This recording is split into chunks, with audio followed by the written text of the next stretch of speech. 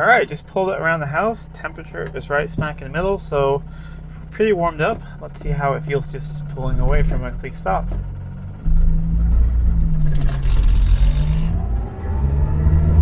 That wasn't too bad. Welcome back to Living with a Classic. We're here in the More 1300, which is part of my Trading Up series. Previous videos on this car, we got it running for the first time in many years. The engine was actually stuck, but now it's running really sweetly. However, when you drive it, it sounds, especially when you pull away, it sounds like the engine hits the back of the firewall. So I think the engine mounts are bad. Some of you guys have some other ideas as well, such as drive shafts and things. So I have a bunch of parts I've ordered. So today I think we're going to start by replacing some of the easier things. We'll go with the engine mounts. I've seen that a couple are replaced, or I think one is replaced, and then there are two others on these. The automatic cars have an extra mount or something, but these just have the ones that I've gotten. So we're going to replace those. But before we do that, I'll fire it up, and I'm going to try and film sort of through here. I have the bonnet open, but you can have a look sort of underneath, and you should be able to see the engine moving. We'll replace the mounts, see if it makes a difference. If not, well, in the next video we'll replace some more things. But we're going to get this thing back on the road and working as it should. All right, it's run for about 30 seconds now. So with the low idle here, can you guys see that? Sort of the top of the air cleaner and the carb there. I'll put it, let me get first. Let me see if I pull away. See how it all sort of moves and shakes. So I really do think we have an engine mount issue. Let's pull into the workshop and then we'll see what it's like to change these mounts. Grab a light here to show the mounts I'm going to replace. There is a front mount down there, and then there is one back there towards the firewall. There is one on this side, sort of below the battery.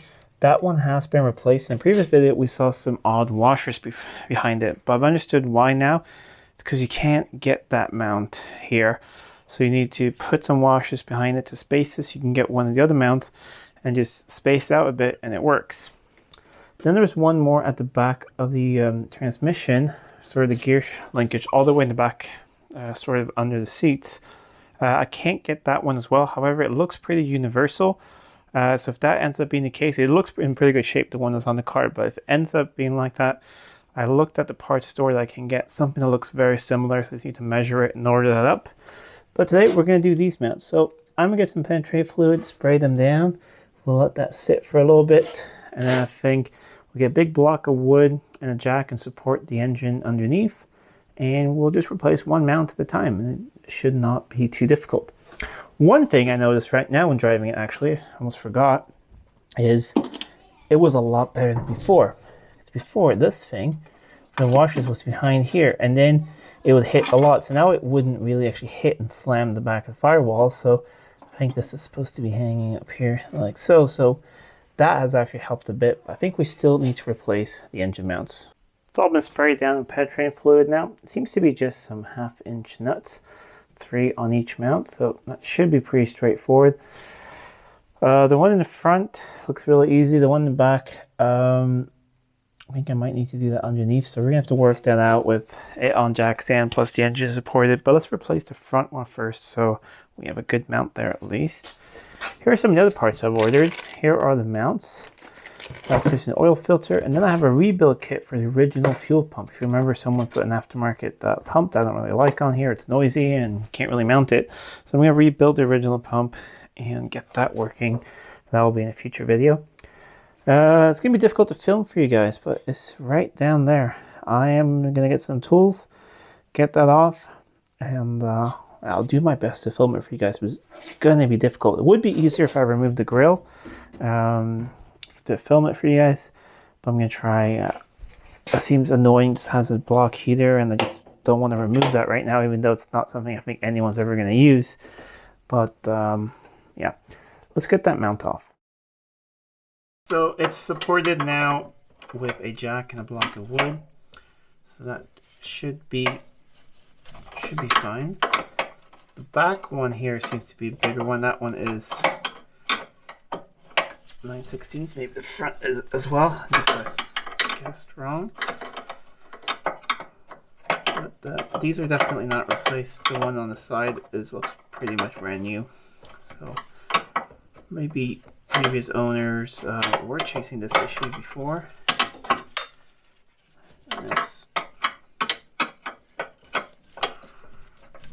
I got you guys at the best angle to see any of this. Even though it's a small engine in a it's not that tiny of an engine, but it's still dark down here and tight and difficult to film.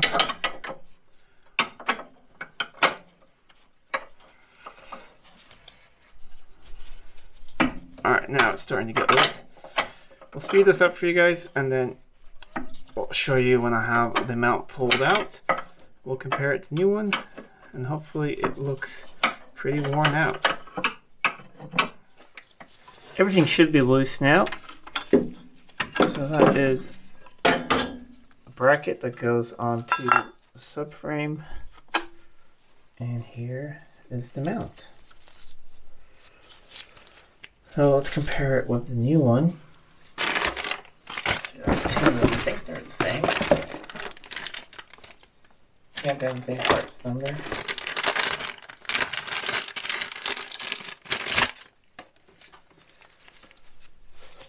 You see here, it's actually, I didn't see that before, but if you look here, there's this base in between there, so it's actually let loose from the mount right there.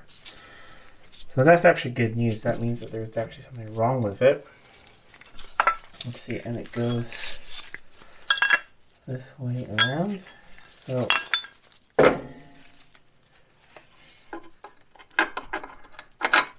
that one in there.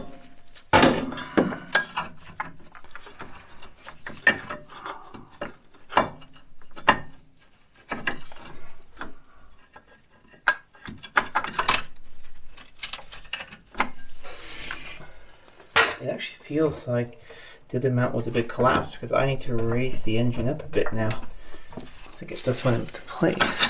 So all in all, I think that's good news.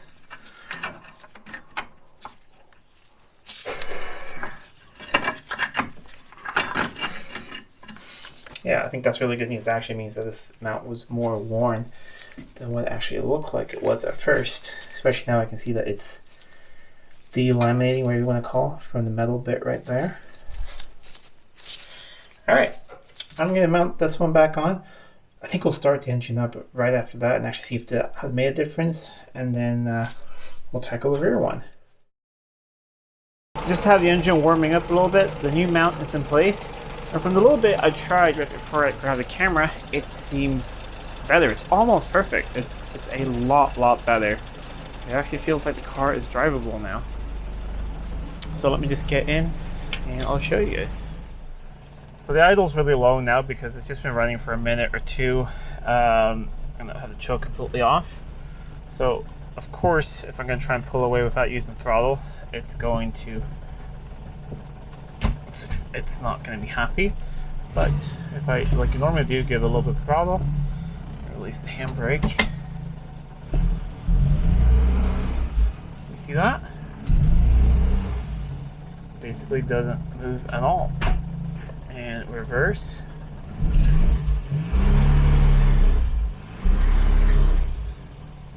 It is very much drivable.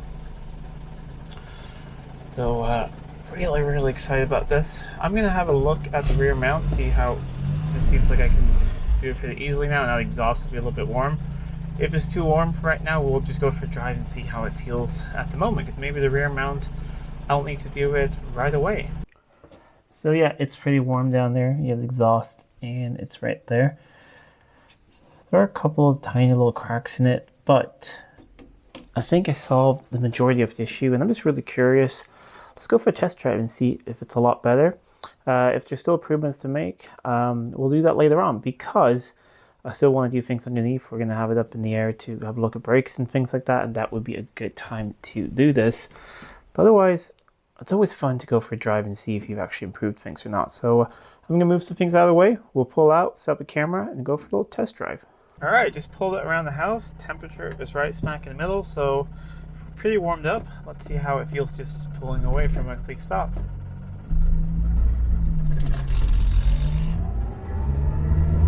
That wasn't too bad. No clunking. It would clunk going into second gear before.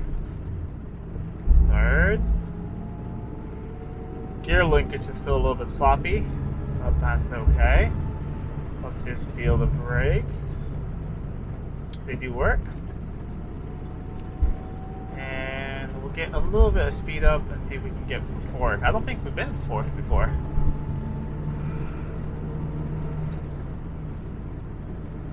And that's fourth.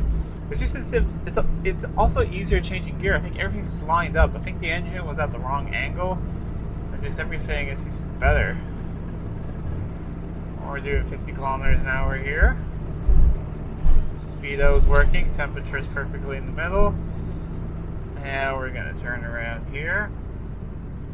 Because this car is not legal to be on the road, but this is a private road, so that's fine. The gearbox is getting better. Let's see what the turning circle's like. Alright, not as good as I thought it would be. Reverse.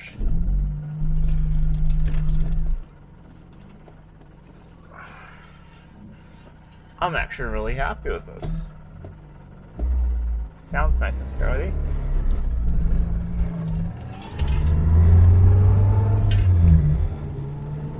We're power shifting it now.